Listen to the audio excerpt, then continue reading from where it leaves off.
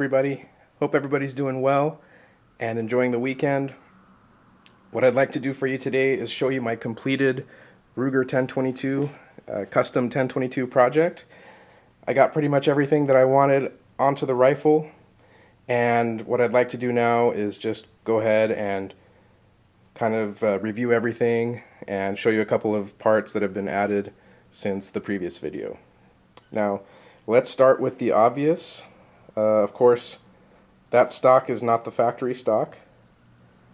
I went ahead and I added this is one that's pretty frequently used by people that are upgrading or making custom 1022s. And this is the SS Evolution stock from Boyd's.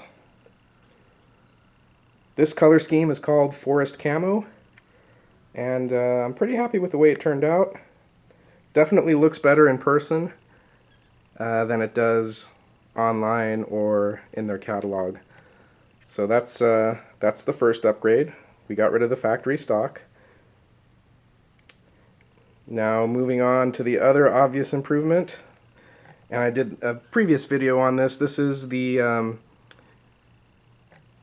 18-inch bull barrel from a name that you're going to hear a lot of in this video. Kidd, Tony Kidd is the name of the gentleman that owns the company, and he makes very high quality aftermarket parts for Ruger 1022s, and I have several of his products incorporated into this rifle. So that's the 18-inch bull barrel from Tony Kidd.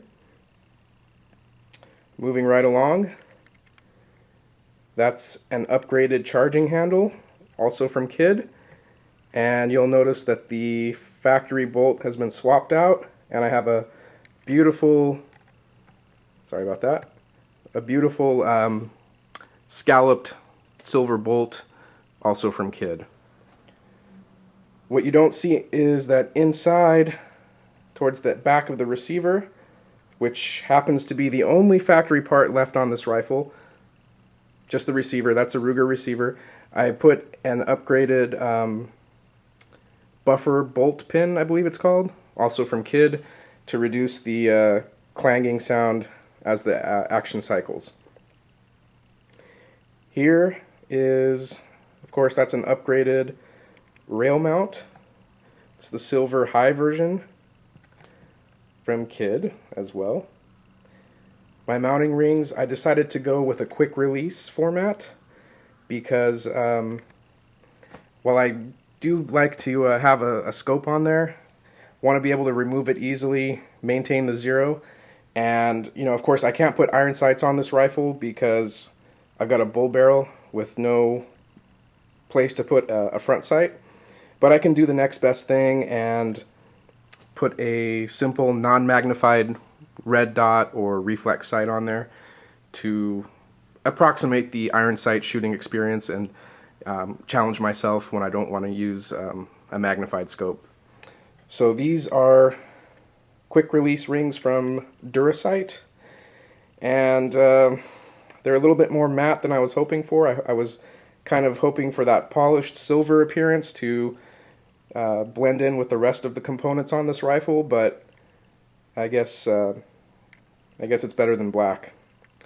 Speaking of optics, what I have here is a scope that's relatively inexpensive, but it comes actually pretty highly regarded in the rimfire shooting community. If you go on Rimfire Central, which is kind of like the biggest online forum for all things related to rimfire, this thing is pretty well reviewed.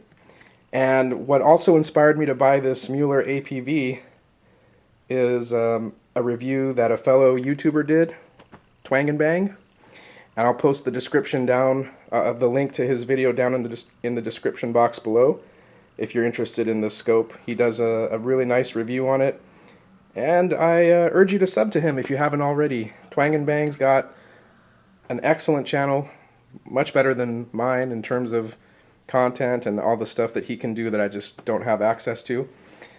So if you like outdoor stuff, gun reviews, ammo reviews, definitely sub to Twang and Bang. He seems like a really nice guy. You can tell just from his videos. Well, anyways, that's the Mueller APV, and I bought this scope because, well, among other reasons, it has parallax adjustment from as little as 10 yards out to infinity. So you can, I can use it in the 50-foot pistol range that I most often have time to go to. And you know, like I said, it's gotten a lot of good reviews. That's pretty much it, except for that bad boy right there. The one thing that I definitely did not like from the factory was the trigger group and overall trigger feel that comes from the Ruger factory. I just felt that it wasn't up to par with the rest of these really nice, rather pricey components that I've put on this rifle.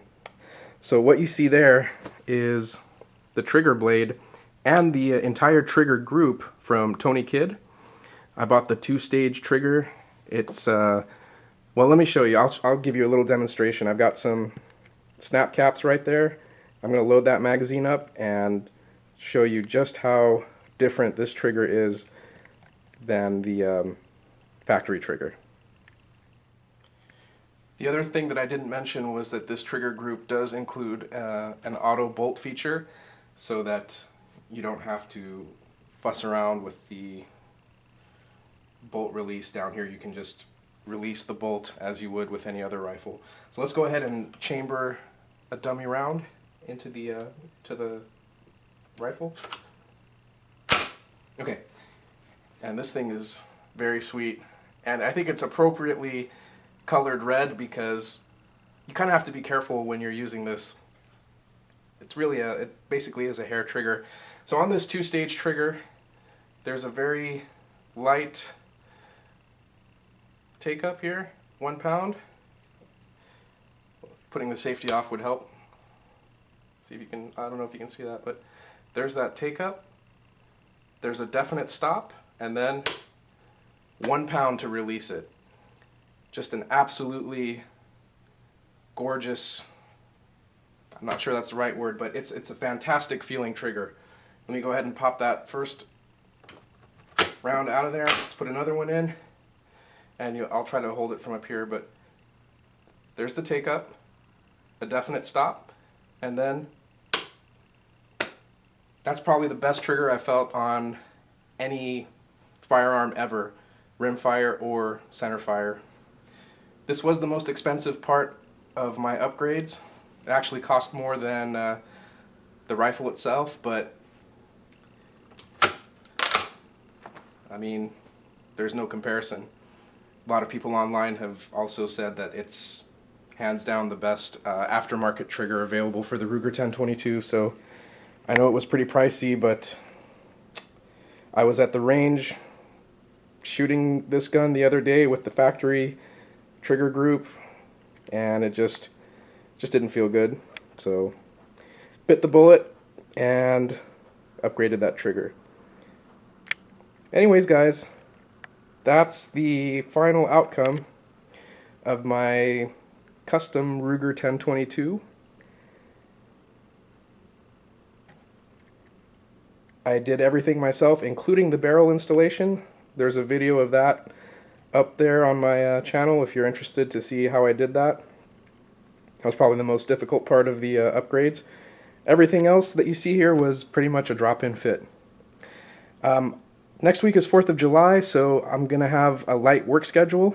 If possible, I'll try to take it out to the range and do some 50-yard groupings with it. Now this barrel, as I mentioned in another video, does require about 500 rounds to get really broken in, but sooner I can go to the range, the sooner I can get out of that break-in period and see what this baby can do. Hope you guys have a good rest of the weekend, a safe and happy 4th of July, and I'll talk to you soon.